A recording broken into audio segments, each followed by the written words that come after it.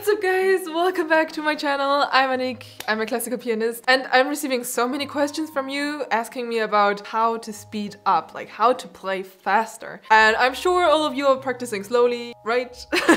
And you're still not able to speed up the tempo. Well, probably you're doing some mistakes that I would like to break down in this video with the example of Chopin Etude Opus 10 number 4, which you guys like to call the Torrent Etude. Again, I want to repeat, I don't like these names, however, do whatever you want. In this video, I'd like to talk about 3 points that would help you to speed up the tempo with this example. If you like this video, please give it a thumbs up, don't forget to subscribe and hit the bell. If you want to support me and this channel, please consider supporting me on Patreon. You'll find the link in the description box.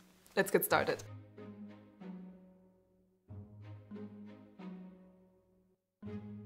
As you know, I studied all the Chopin etudes, and after studying all of them, there's at least one thing that is so obvious to me now, which is don't only rely on your finger action. Even though a lot of people think that playing piano is especially about having fast fingers, it's actually much more than this. And in my opinion, you will never be able to play the Chopin etudes if you only rely on your finger action and never include your wrist, your elbow and your shoulder.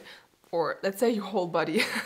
You know, the thing is, if you only concentrate on your fingers, you're missing so many opportunities to relax your body, to breathe, and to regenerate, basically. So especially when it comes to the Chopin etudes, Chopin is really not letting you go with just using your fingers. He was so much into flexible and natural technique that it's basically not possible to play the Chopin etudes without using your wrist and your elbow and your shoulders, because you will always get to a limit very fast if you only concentrate on your fingers. So in this case, Opus 10 number 4, I would like to show you the different movements of wrist and elbow that you need to include to get the right technique. We have like these circular movements, and we're starting very often with a low wrist going to a high wrist. The low wrist will cause that we have more weight in our arm, while the high wrist takes out the weight, so we can relax in that moment our fingers and hand. So it's relax, relax, relax. And this continues like this, like you can play forever like this, basically. Now when you speed up, of course you won't see this big movement anymore.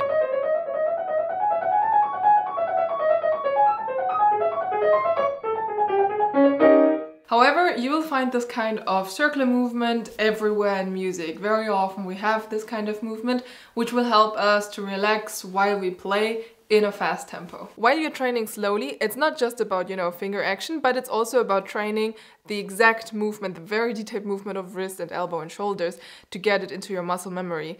If you're not including this in your slow practicing, then it's going to be very difficult for you to include it in your fast playing, and this will block you from playing fast in the end. Number 2 is lifting your fingers way too high from the keys. By doing this, you're first of all wasting so much energy because you're lifting way higher than you would actually need to, which is causing additional stress to your muscles. Now, if you're already playing very advanced pieces, for example, like Opus 10 number 4, you really need every little bit of energy of your body to get through this piece, playing it very fast and very clean. So wasting energy is one thing. The other thing is, if you lift your fingers extremely high, the way they have to go back to the keys is much longer, of course, and this again is something that makes you slower. So try to reduce every movement and keep it very short. So actually when I'm practicing slowly, I try to exaggerate every movement just for me to control if I'm doing exactly the movement that I want, like if I'm going low with my wrist, if I'm moving my elbow to the side and everything. So in that case, I try to exaggerate the movements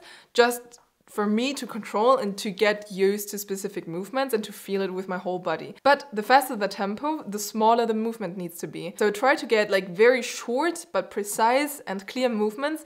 Sometimes we won't see all these big movements with our wrist and elbow in the final tempo anymore, and this is why I also think it's sometimes a little bit critical to watch professionals playing like only the end result on stage, because all the movements are so reduced to like just mini movements that you can't see the exact movement that they do to create the sound they create. So I think it would be much more helpful to see how a professional is playing slowly and what movements they are doing in detail. Now the last thing is something that I did so many times, and trust me, it changes a lot. If you pick a tempo that is a little bit over the top of the skills that you have right now, then the chances are very high that it starts to be not clean and not crisp enough because you picked a tempo that is a little bit too fast. Try to go a little bit slower than what you hear in your inner ear, because very often we hear ourselves much slower than the audience hears us. And that's actually a weird phenomenon that I experience, and I know many other people experiencing this.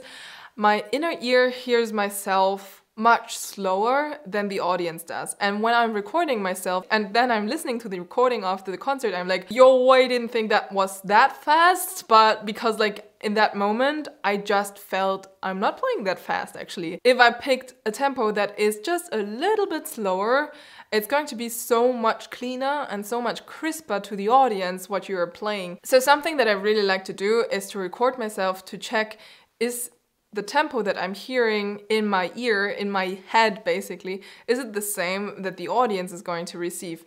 Recordings are not always the best solution to control yourself, like when it comes to dynamics, when it comes to articulation, and a lot of like sound details. It's maybe not the best thing, except if you have like extremely high quality mics, but still there are things that you can't just hear. However, when it comes to tempo and when it comes to timing, this is really something that you could hear on a recording and check if this is what you actually want to create or not. What I hear is around this tempo.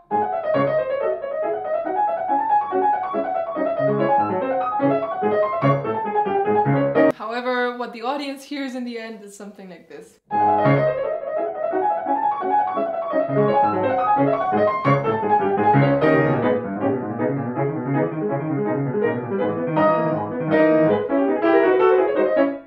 Alright guys, this was the video for today. I hope you enjoyed it. If you like it, please give it a thumbs up. Don't forget to subscribe and hit the bell. I hope these tips helped you. And please tell me in the comments, what are you struggling with? We'll see us in the next videos. Bye.